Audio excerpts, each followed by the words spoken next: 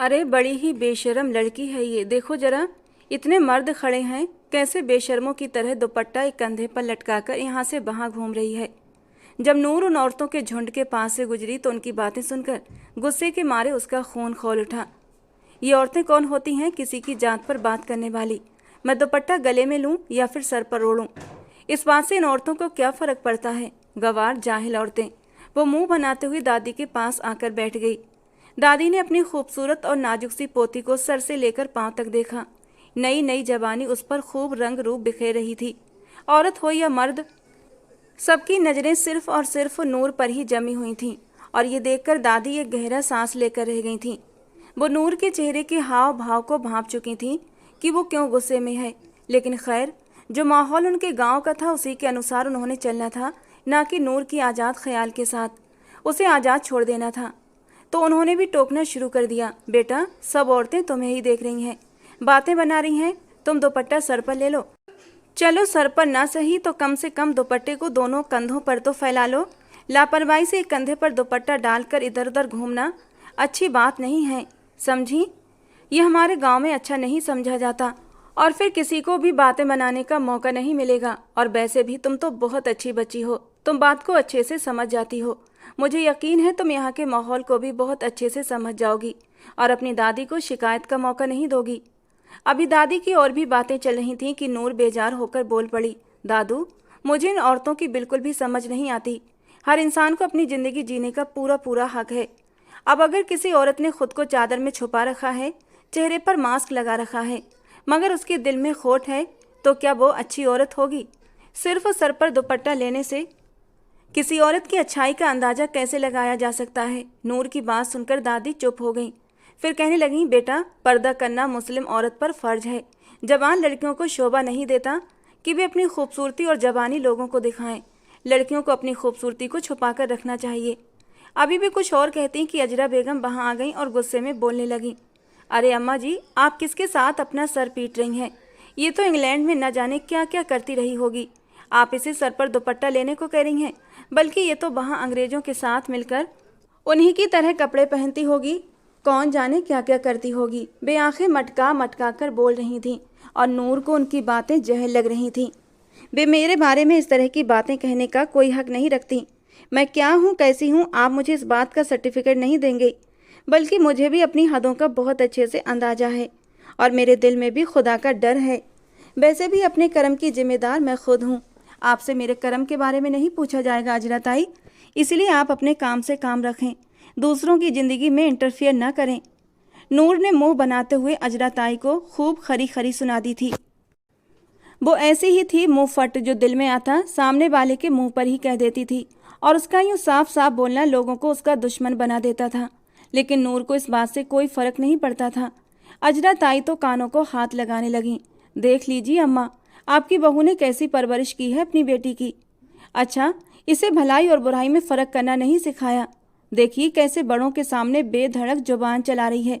बस जरा सा दुपट्टा सर पर लेने को क्या कह दिया, इसने तो हंगामा ही खड़ा कर दिया। अब वहाँ बाकी औरतें भी आकर खड़ी हो गई थीं और अजरा ताई की हाँ में हाँ मिलाने लगी थीं। नूर दिल ही दिल में झुंझलाने लगी। उसने अपने बालों को अच्छे से दुपट्टे में ढक लिया और एक जताने वाली नज़र उन सब पर डालकर वहाँ से उठ गई और अपनी कजिन्स की तरफ चली गई। वे सब आपस में हंसी मजाक कर रही थीं, मगर नूर को आता देखकर सब चुप हो गईं, जैसे उन्हें सांप सूंघ गया हो। वैसे भी उसकी दूध जैसी सफ़ेद रंगत और घने काले घुंघराले बाल जो उसकी कमर से भी नीचे आते थे, उनके कारण वे उससे जलन और हीन भावना महसूस करती थीं और नूर से कम ही बातचीत किया करती थीं। जब भी नूर अपनी कजिन्स की महफिल में बैठती तो उसकी खूबसूरती के आगे अच्छी खासी शक्ल सूरत की लड़कियां भी उससे कम लगने लगती थीं और यही वजह थी कि वो सब लड़कियां उससे दूर दूर रहती थीं। दूसरी वजह यह भी थी कि नूर इस परिवार का अपना सगा खून नहीं थी। दादी यानी नासिरा बेगम ने नूर के बाप को अपना मुंह बोला बेटा बनाया हुआ था। जब नूर के पापा साजिद का जन्म हुआ तो वो अपनी दोनों टांगों से अपाहिज थे और इस तरह नूर के पापा यानी साजिद अपने माँ बाप पर बोझ बन गए थे। और जब अगले ही साल साजिद के 2 जुड़वा भाई पैदा हुए तो साजिद के ऊपर से उनके माँ बाप का ध्यान और भी हट गया और यूँ नासिरा बेगम ने साजिद को अपने पास रख लिया। उन्होंने अपनी सहेली से साफ कह दिया कि तुम अपने दोनों बेटों की परवरिश करो, साजिद मेरे पास रहेगा। और खुदा की कुदरत थी कि धीरे धीरे साजिद जैसे जैसे बड़ा होता गया उसके पैर भी ठीक होने लगे थे और अब वो एक सफल बिजनेसमैन था। लेकिन उसने मुड़कर अपने माँ बाप को नहीं देखा, वो सिर्फ दादी को ही अपनी सगी माँ मानता था। लेकिन दादी के अलावा परिवार में किसी दूसरे ने साजिद या उसकी बेटी नूर को अपना नहीं माना था। साजिद इंग्लैंड चला गया, वहीं अपना बिजनेस जमा लिया और वहीं एक अंग्रेज लड़की से शादी भी कर ली। यही वजह थी कि नूर ने नाक नक्श तो अपने पापा का चुराया था और रंग रूप अपनी माँ का।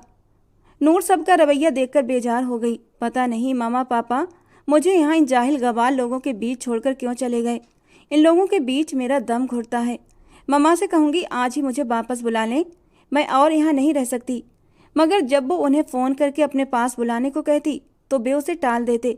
नूर समझ नहीं पा रही थी आखिर उनका ऐसा रवैया क्यों है। खुदा खुदा करके शादी के सारे फंक्शन ख़त्म हुए तो वो अपनी दादी के घर वापस आ गई थी। कैसा लगा तुम्हें शादी का फंक्शन? नूर बताओ, मज़ा तो आया ना? ये तो हिंदुस्तान में पहली शादी है ना जो तुमने अटेंड की? राबिया भाभी उससे बहुत ही प्यार से पूछ रही थी। वो बहुत ही मिलनसार औरत थी, बड़े प्यार से बात करती थी। नूर को इस पूरे परिवार में अपनी दादी के बाद सिर्फ राबिया भाभी ही अच्छी लगती थी, जो उससे बहुत प्यार से पेश आती। वो उनके साथ छोटी छोटी बातें करने लगी। जब रमीज भाई वहाँ आ गए और बेबाकी से नूर के करीब बैठ गए, इतना करीब कि वे दोनों एक दूसरे से बिल्कुल टच हो गए थे। नूर अनजाने में ही थोड़ा सा पीछे हट गई। इस बात को रमीज भाई ने भी महसूस किया और उनके होठों पर एक अजीब सी मुस्कान फैल गई। नूर ने राबिया भाभी को देखा। रमीज जब नूर के करीब बैठे तो न जाने क्यों वो बेचैन सी हो गई थी। राबिया तो मेरे लिए एक कप चाय लेकर आओ और नूर से भी पूछ लो, शायद उसे भी चाय पीनी हो। नहीं रमीज भाई, मैं चाय नहीं पीती।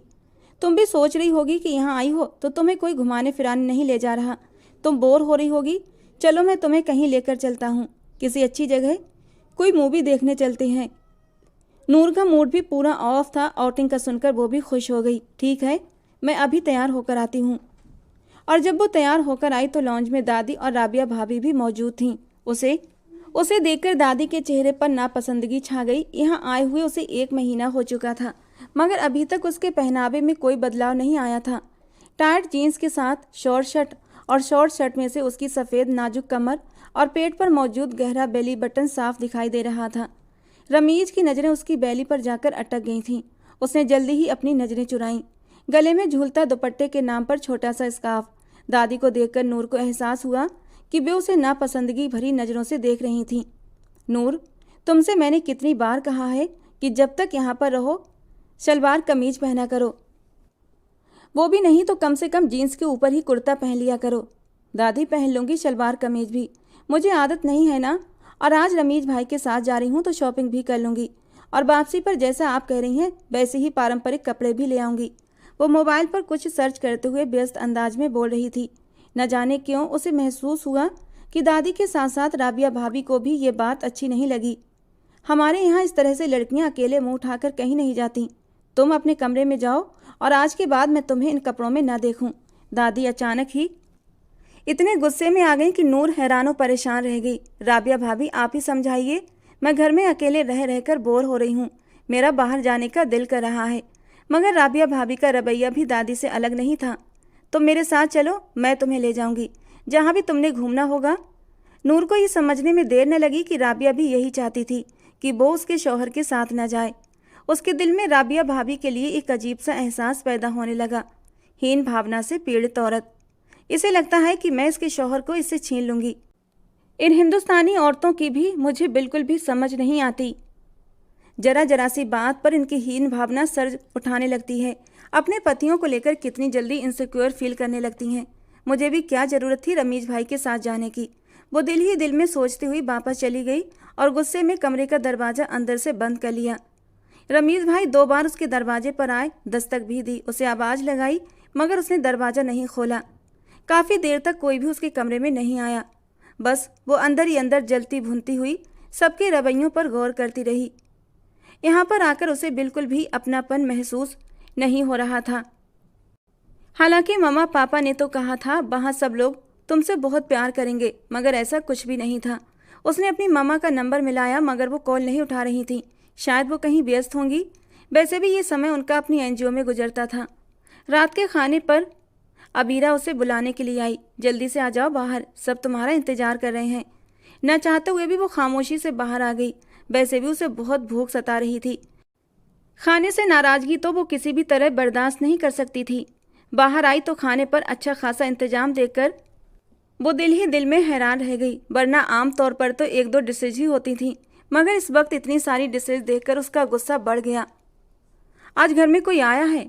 हाँ, यजदान आया है, दादी ने बड़ी खुशी से बताया। यजदान? वो कौन है? अरे वो मेरी इकलौती बेटी का बेटा है, आर्मी में जॉब करता है। बहुत कम ही उससे मुलाकात होती है।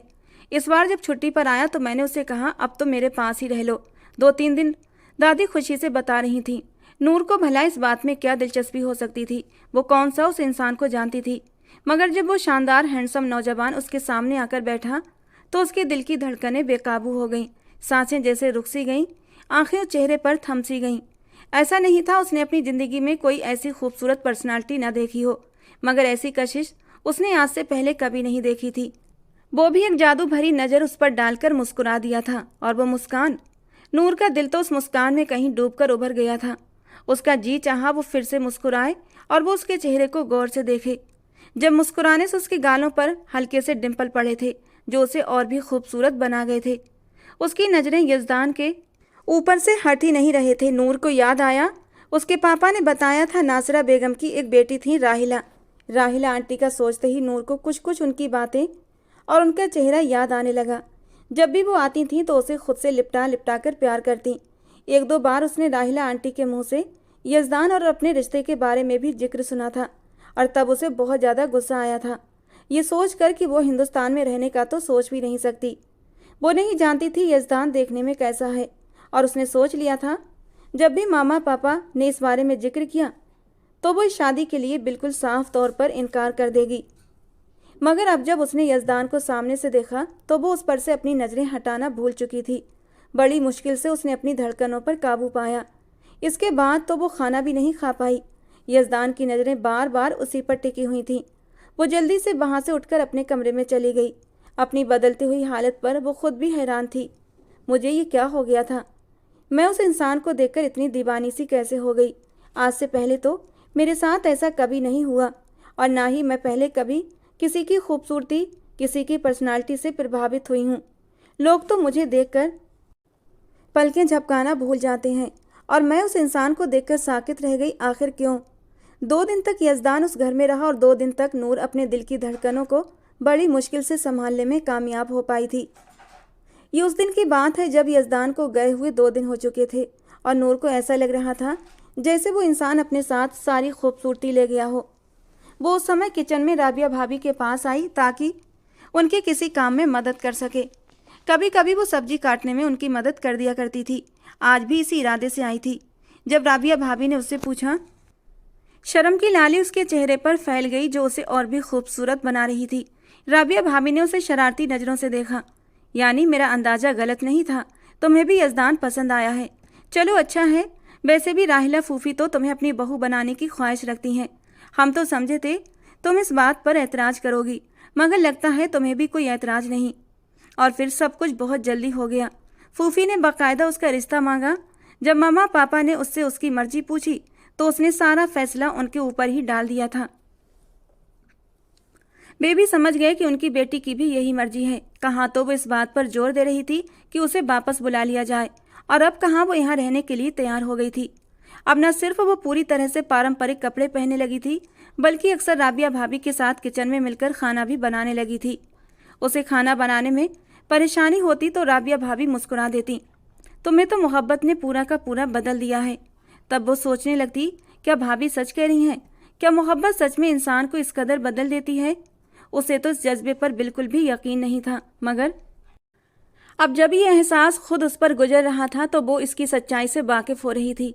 राबिया भाभी उसे बहुत ईमानदारी से हर चीज़ समझाती बताती तो वो उनके सपनेपन से प्रभावित हो जाती।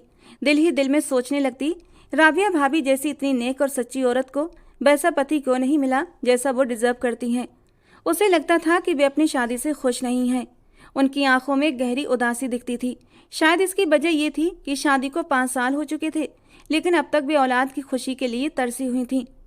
ऊपर से रमीज भाई का रवैया भी उनके साथ अच्छा नहीं था। वो एकदम उनके साथ लापरवाह से रहते, मगर वे नूर से बहुत प्यार से बात करते थे। न जाने क्या वजह थी कि नूर को उनकी ये खास तवज्जो जरा भी पसंद नहीं थी। उन्होंने नूर और यज़दान के रिश्ते का भी विरोध किया था। नूर बाहर की मॉडर्न लड़की है, वो यज़दान जैसे लड़के के साथ निभा नहीं कर पाएगी। नूर के लिए कोई ऐसा इंसान होना चाहिए जो उसके खुले विचारों को समझ सके। कहीं ना कहीं उनकी बात सही भी थी। जिस तरह की नूर एक आधुनिक लड़की थी, वे उसी नज़रिए से सोच रहे थे।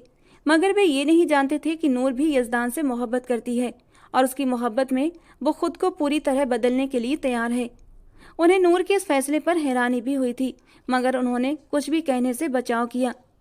पिछले कुछ दिनों से राबिया भाभी मायके गई हुई थी। उनके भाई की शादी करीब थी, तो वे ये समय अपने बहन भाइयों के साथ हंसी खुशी बिताना चाहती थी। उनके जाने के बाद रमीज भाई ने घर के काम के लिए एक नौकरानी रख ली थी, जो खाना पकाने से लेकर बर्तन धोने तक का सब कुछ निपटा कर चली जाती। उस दिन नूर का कॉफ़ी पीने का दिल कर रहा था। जब वो किचन में आई तो थोड़ी देर बाद रमीज भाई भी वहाँ आ गए और उसके बेहद करीब खड़े हो गए। तो मैडम कॉफ़ी बनाने आई हैं? वे अपने गहरे और गंभीर लहजे में बोले। मग में कॉफ़ी डालते हुए नूर बुरी तरह घबरा गई। उसका हाथ कब हिल गया और कॉफ़ी मग के बजाय उसके हाथ पर गिर गई, उसे खुद भी पता न चला। उसके मुंह से एक चीख निकल गई। रमीज ने तुरंत उसका हाथ पकड़ लिया। अरे ये क्या कर दिया तुमने? हाथ जला लिया लड़की। आओ मेरे साथ, मैं तुम्हारे हाथ पर दवा लगाऊं। उसका नाजुक सा हाथ रमीज की गिरफ्त में था। अरे नहीं रमीज भाई, ठीक है, मैं खुद दवा लगा लूँगी, ठीक हो जाएगा, आप फिक्र मत करें। अरे ऐसे कैसे ठीक हो जाएगा, तुम आओ मेरे साथ। इतनी नाजुक सी तो हो, तुम्हें क्या ज़रूरत थी काम करने की? शब्बों से कहती वो कर देती। आइंदा तुम कोई काम करने किचन में नहीं जाओगी। वो प्यार भरे अंदाज में उसे डांटने लगे तो नूर उनकी मोहब्बत पर मुस्कुरा दी।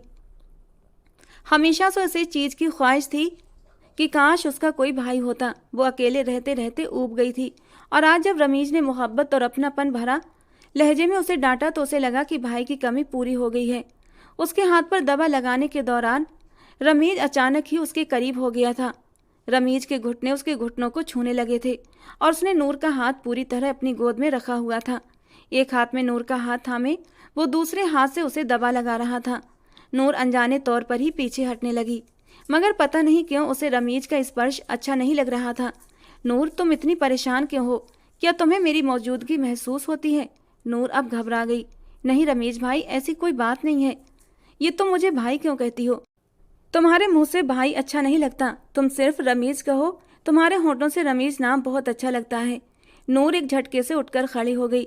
दवा लग गई है रमीज भाई, मुझे लगता है दादू बुला रही हैं, मैं उनकी बात सुनकर आती हूँ। वो तुरंत कमरे से बाहर भागी। रमीज उसे आवाज़ें लगाता रह गया, मगर उसने अपने कमरे में जाकर ही सांस ली। दिल डर के मारे तेजी से धड़क रहा था। ये रमीज भाई को क्या हो गया था अचानक से? उनकी नज़रें, शब्द और अंदाज इतना बदल कैसे गए? ये मेरा भ्रम है या जो मैंने महसूस किया वो सच है? इसके बाद उसने कभी भी उनके कमरे में अकेले जाने से परहेज किया, मगर वो खुद ही उसे अकेला देखकर उसके पास आ जाते। बहाने बहाने से उसे छूने लगते। कभी बेझिझक उसकी पीठ पर थपकी दे देते, कभी सिर पर हाथ फेरते और कभी उसका हाथ पकड़कर खींच लेते। और उस दिन तो अपने माँ बाप को याद करते हुए उसकी आंखों में आंसू आ गए थे, जो फिसलकर उसके गुलाबी गालों पर आ गए थे। और रमीज ने आगे बढ़कर अपनी उंगलियों से उसके गालों के आंसू साफ कर दिए थे। और जिस अंदाज में रमीज की उंगलियां नूर के गालों पर फिसल रही थीं, नूर को एक अजीब सा एहसास हुआ था। वो एकदम बेदक कर पीछे हटी थी। जब भी वे ये सब राबिया भाभी के सामने करते तो उनके चेहरे पर नापसंदगी साफ झलकती। उस दिन वो सो रही थी जब शोर के कारण उसकी आंख खुली। राबिया भाभी ऊंची आवाज में चिल्ला रही थीं। पिछले 2 दिन से दादू अपनी बेटी के घर पर गई हुई थी। उन्होंने नूर से भी साथ चलने को कहा, मगर नूर ने जाने से इनकार कर दिया। उसे अपने होने वाली ससुराल में जाकर रहना अचानक से अजीब लगने लगा। अगर वो पहले वाली नूर होती तो ये एक अलग बात थी। तब वो इन बातों को ज़्यादा महसूस नहीं करती थी, मगर अब वो बहुत बदल गई थी। उसने पूरी ज़िंदगी अब यहीं रहना था और वो खुद को पूरी तरह से यज़दान की पसंद के मुताबिक ढाल लेना चाहती थी। इसीलिए दादू के कहने के बावजूद भी वो राहिला आंटी के घर नहीं गई थी। अब सोते हुए जब उसने ये आवाज़ें सुनी तो उठकर कमरे से बाहर आ गई। सामने राबिया भाभी ज़ोर ज़ोर से चिल्ला रही थीं। आपकी इन्हीं हरकतों की वजह से कोई भी नौकरानी यहाँ नहीं टिकती। मैं किसी नौकर को घर में नहीं रखना चाहती। जाने आप क्या चाहते हैं? क्यों आपको किसी का एहसास नहीं? अगर अपनी इज्जत की परवाह नहीं है आपको तो कम से कम दूसरों की इज्जत का तो ख्याल रखें। क्या हो गया भाभी, क्यों गुस्सा कर रही हैं आप? नूर ने पहली बार राबिया भाभी को इतने गुस्से में चिल्लाते देखा था तो उसका हैरान होना लाजमी था। रमीज भाई तो नूर को देखते ही वहां से चले गए और राबिया भाभी भी गुस्से में आगे बढ़ गईं। नूर ने रास्ता रोककर पूछा, अरे कुछ नहीं, वैसे ही बस। मतलब आप तो भाई पर गुस्सा कर रही थी ना? ओहो, वो तो नौकरानी की वजह से था। तुम्हारे भाई ने उसे जरा सी बात पर डांट दिया था तो वो नौकरानी काम छोड़कर चली गई। इसीलिए मैं उन्हें कह रही थी कि नौकरों के साथ अपना रवैया बेहतर कर लें। जब भी कोई नौकरानी रखती हूँ वो इनकी वजह से छोड़कर चली जाती है। इन्हें किसी का भी काम पसंद नहीं आता और ये जरा जरा सी बात पर डांट देते हैं।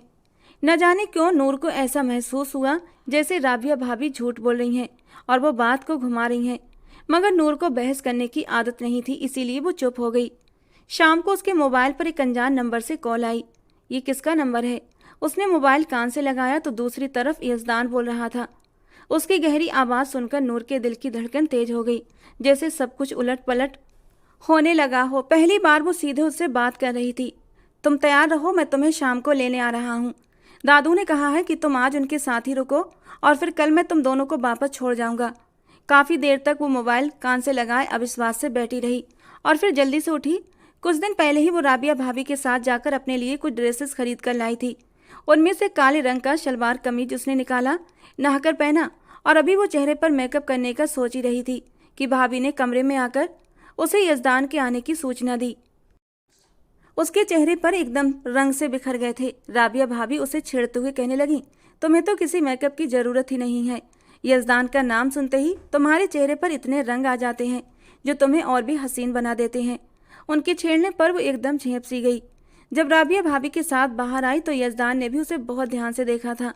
पहली बार जब उसने नूर को जीन्स और शर्ट में देखा था तो उसे नूर का ये पहनावा अनुचित लगा था। घर जाकर उसने अपनी माँ से ख़ास तौर पर इस बारे में जिक्र किया, मम्मी अगर आप चाहती हैं मैं नूर से शादी कर लूँ तो आप उसे पहनावा बदलने के लिए कहें। मुझे ऐसी लड़की चाहिए जो पारंपरिक रिवायतों का सम्मान करना जानती हो, ना कि ऐसी जो सबकी नज़रों का केंद्र बनी रहे।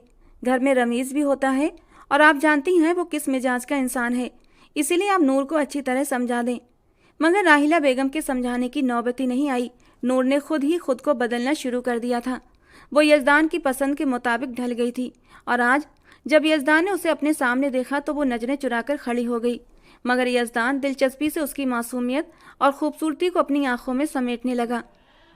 चलो आओ, दादू इंतजार कर रही होंगी। ये कहकर आगे बढ़कर उसने अपने हाथों में नूर का मुलायम हाथ थाम लिया और यजदान का स्पर्श को महसूस करते ही नूर के अंदर तक एक नशा सा उतर गया था। वो उसका हाथ पकड़कर आगे बढ़ने लगा तो नूर को ऐसा महसूस हुआ जैसे सारी दुनिया की खुशियाँ एक हाथ में सिमट आई हों। वो उसके साथ हल्के कदमों से चल पड़ी, मगर वो हैरान रह गई जब वो उसे घर ले जाने की बजाय एक छोटे से रेस्टोरेंट में ले आया। अरे ये क्या, आप तो घर ले जाने वाले थे मगर यहाँ कहाँ आ गए? तुम्हारे साथ कुछ हसीन वक्त बिताना चाहता था, कुछ दिल की बातें करना चाहता था, इसीलिए मैं तुम्हें यहाँ ले आया। आंखों में ढेर सारी चाहत समेटे वो नूर को देख रहा था। उसकी इतनी सी बात पर ही नूर के चेहरे पर खिलते रंगों को यजदान ने बड़ी दिलचस्पी से देखा। उसके लबों पर एक हल्की सी मुस्कान आई थी। उसे नूर का ये शर्माया शर्माया सा रूप बहुत पसंद आया था। फिर उस दिन दोनों ने बहुत सारी बातें की। एक साथ वक्त बिताकर उन्हें पहली बार एक दूसरे को समझने का मौका मिला था। यजदान उसे समंदर किनारे भी ले गया और फिर गीली रेत पर नंगे पैर दोनों एक दूसरे के हाथ में हाथ डालकर चलते हुए अपने भविष्य के सपने बुन रहे थे। और जब दोनों थोड़ी देर के लिए वहीं बेंच पर बैठे तो यजदान धीरे से उसके करीब हुआ था और वो एकदम से चौंक उठी। यजदान, ये आप क्या कर रहे हैं? आपको मुझसे थोड़ी दूरी बनाकर बैठना चाहिए। ये सब किसी भी तरह से ठीक नहीं है। पल भर में ही उसकी सारी शर्म और हया कहीं गायब हो गई थी और उसकी जगह घबराहट और गुस्से ने ले ली थी। यजदान की इस हरकत ने उसे गहरे अंदर तक झंझोड़ दिया था। तो क्या ये भी वही आम मर्दों की तरह है जो किसी की तन्हाई का फ़ायदा उठाने से नहीं चूकते? उसका दिल बहुत बुरा हुआ था, मगर यजदान की अगली बात ने उसे अपनी सोच पर शर्मिंदा कर दिया। अरे, मैं तो तुम्हें अपने मोबाइल में ये वीडियो दिखाने वाला था जो तुम्हारे बचपन की वीडियो है और मम्मा ने मुझे कल ही सेंड की थी। पता नहीं तुमने क्या समझा। उसी वक्त यजदान उसे लेकर घर वापस आ गया। राहिला आंटी के घर पहुंचने के बाद भी नूर उससे कुछ खिंची खिंची सी रही, जबकि यजदान के चेहरे पर एक हल्की सी मुस्कान थी, जैसे उसे कोई मनचाही चीज़ मिल गई हो। अगले दिन जब वो दादू के साथ घर वापस आई तो उसने देखा राबिया भाभी बुरी तरह रो रही थीं। दादू को देखकर वो तुरंत उनसे लिपट गईं। क्या हो गया तुम्हें राबिया, रो क्यों रही हो? तुम्हें रमीज ने कुछ कहा तो नहीं? तब राबिया भाभी ने धीमे स्वर में दादू को अकेले में बात करने की गुजारिश की तो दादू ने नूर को वहां से जाने को कहा। तुम अपने कमरे में जाओ नूर, मुझे राबिया से अकेले में कुछ बात करना है। नूर हैरान हुई। आखिर घर में ऐसी कौन सी प्राइवेट बातें हैं जो उसके सामने नहीं की जा सकती।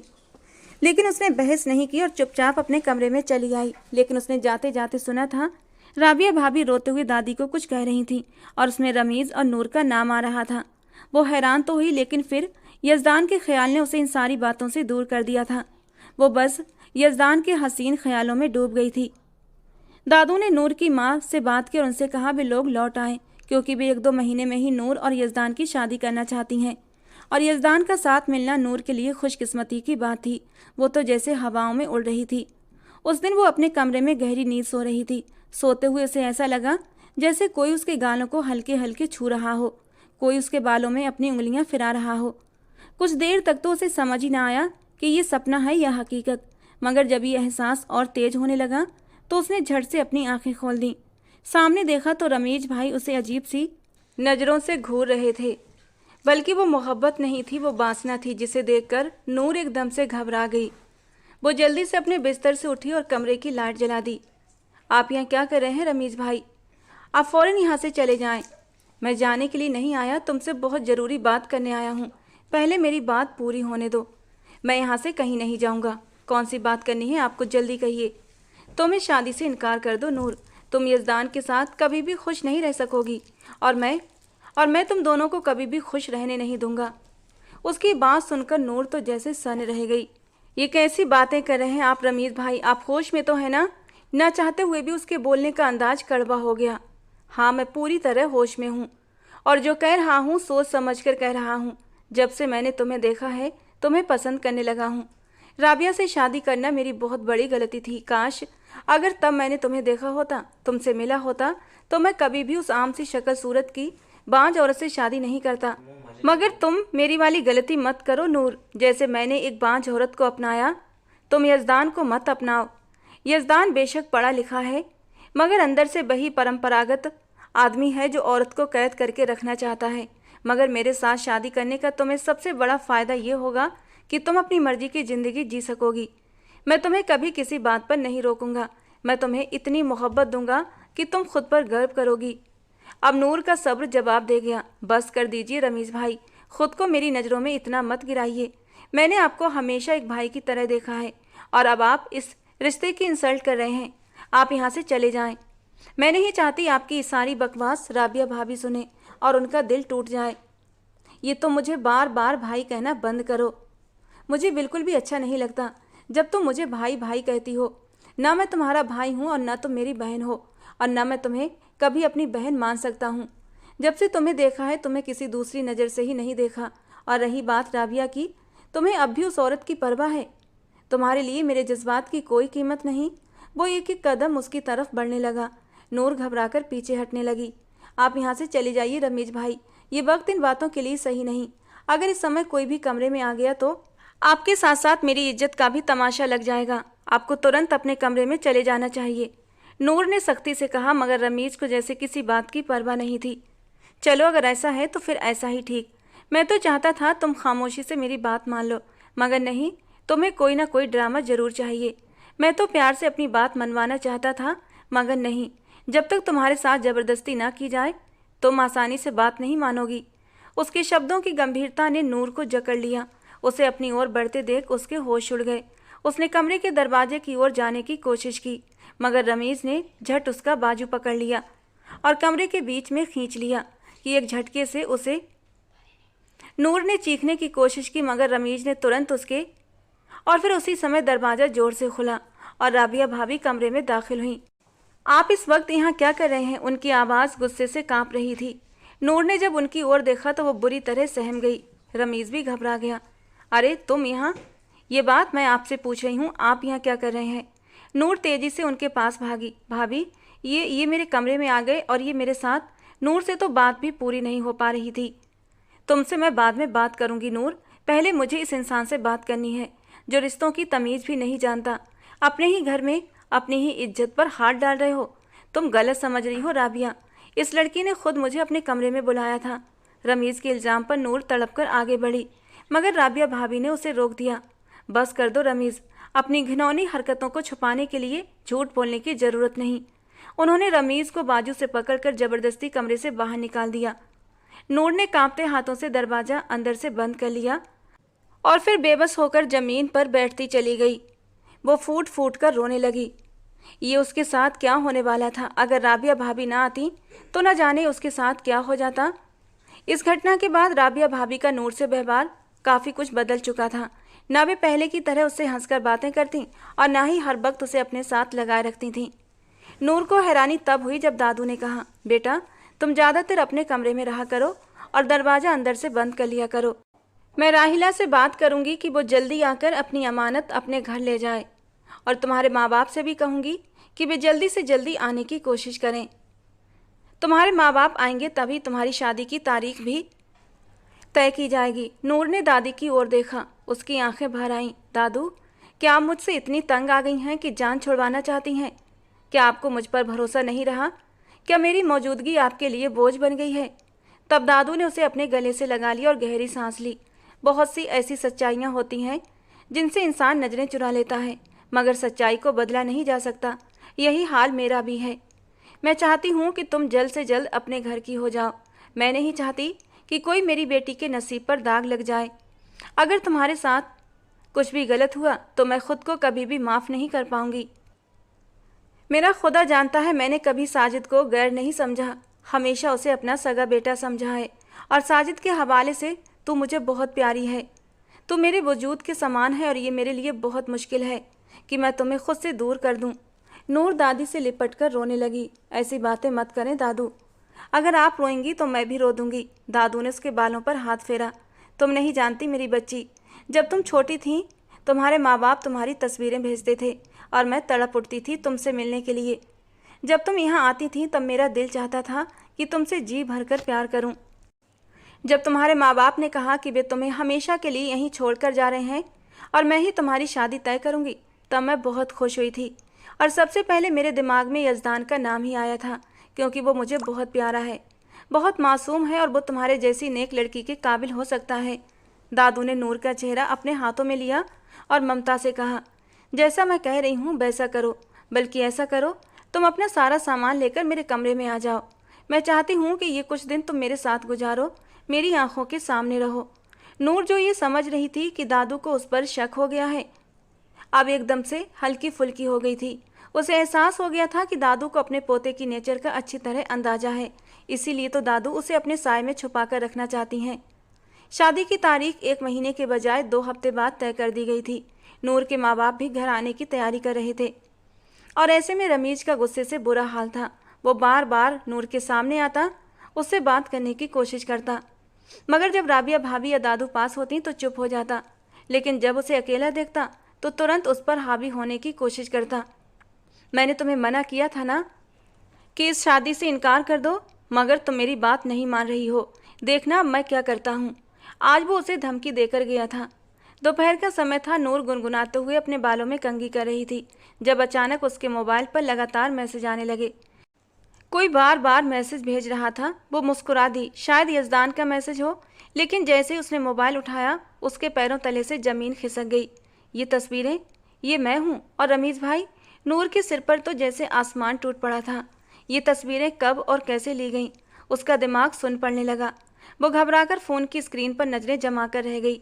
तस्वीरें एडिट की हुई लग रही थीं, मगर वो जानती थी ये उसकी ज़िंदगी तबाह कर सकती हैं। अगर यज़दान ने इन पर यकीन कर लिया तो। उसने कांपते हाथों से रमीज को कॉल मिलाई।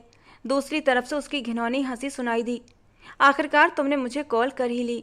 तुम्हें मेरा ख्याल आ ही गया है ना? मैं जानता था तुम ज़्यादा दिनों तक मुझसे दूर नहीं रह पाओगी। और नूर का खून खौल उठा।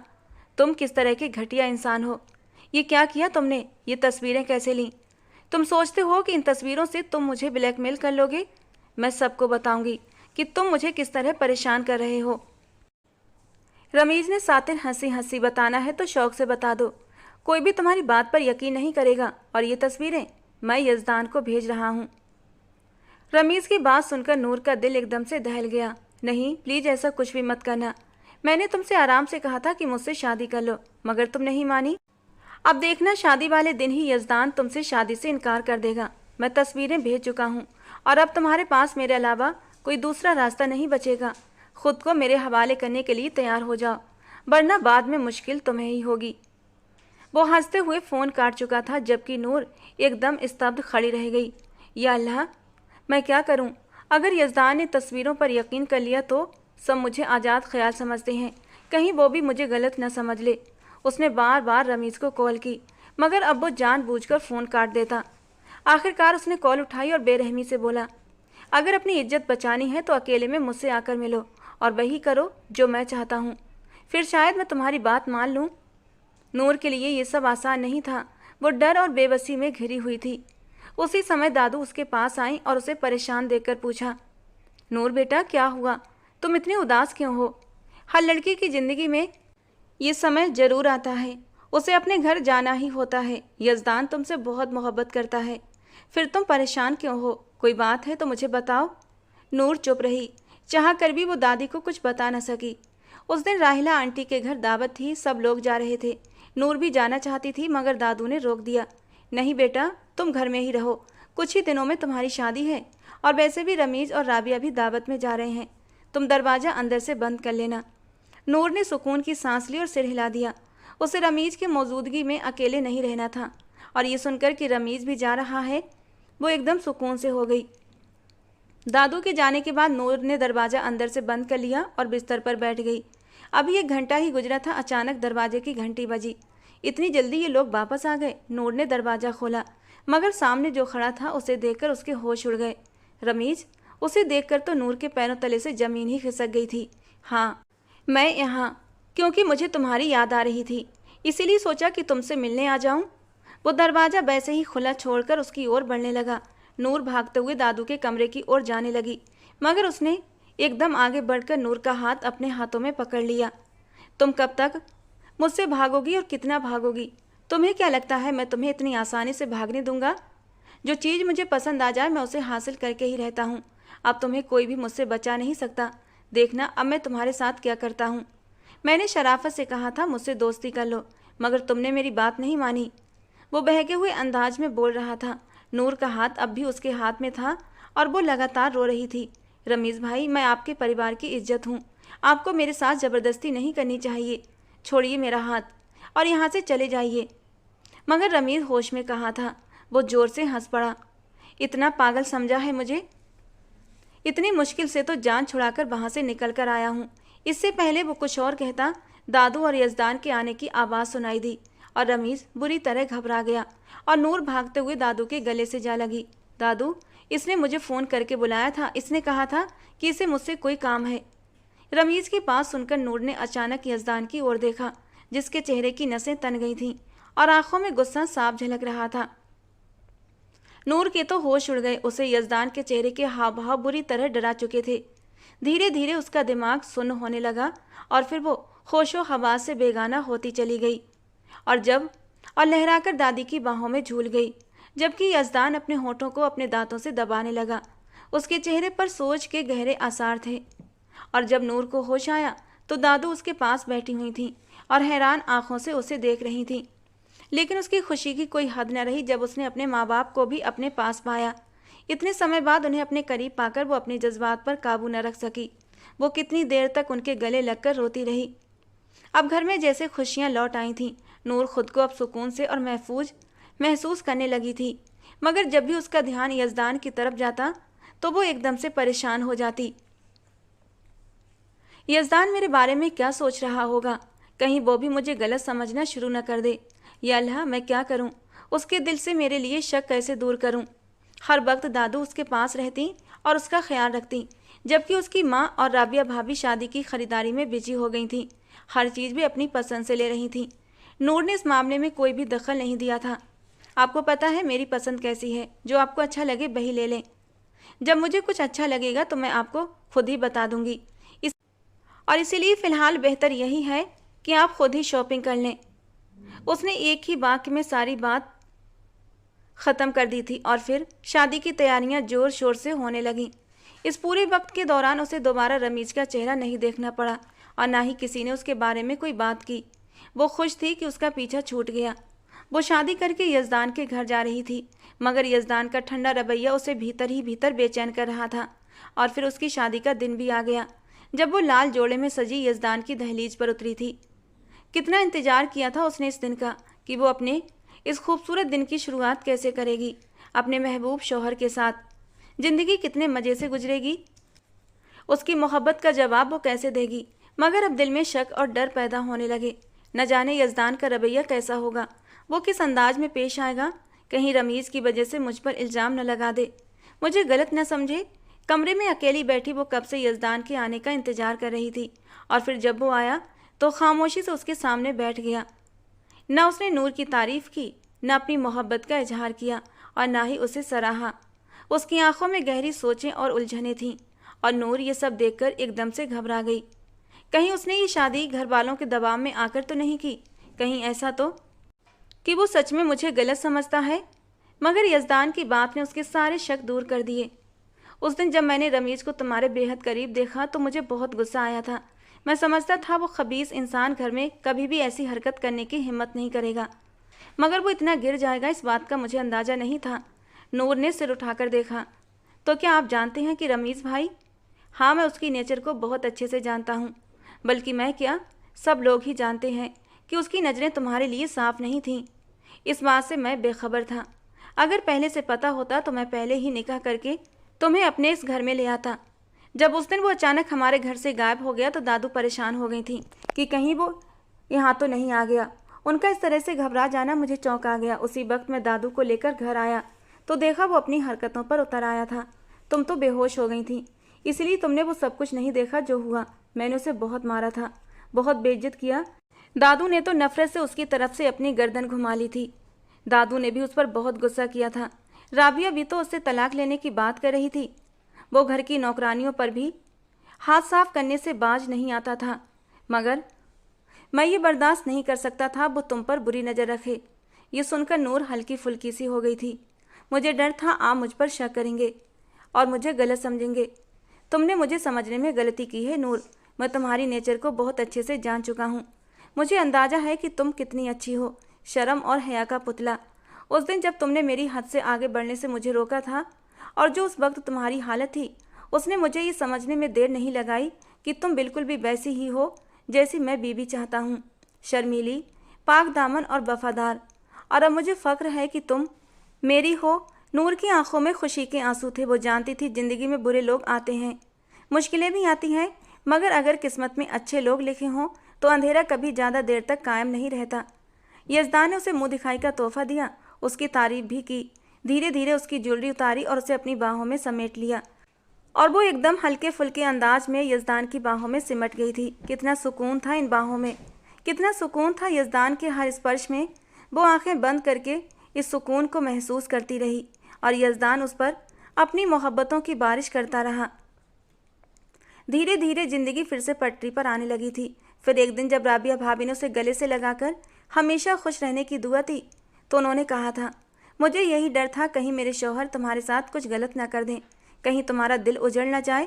इसीलिए मैं चाहती थी तुम जल्द से जल्द यजदान के घर चली जाओ, ताकि तुम महफूज रहो और मेरे शौहर की हवस भरी नज़रें तुम्हारा पीछा ना कर सकें। एक हादसे ने रमीज को भी बदल दिया था। जब उसने मौत को करीब से देखा तो उसे अपने सारे गुनाह याद आ गए, उसे अपना रब भी याद आया, और तब वो फूट फूट कर रोया था। दादू अब सुकून से थी कि उनका पोता गुनाहों से तौबा कर चुका है, और अब कोई ऐसा काम नहीं करेगा जिससे उनका सर शर्म से झुक जाए।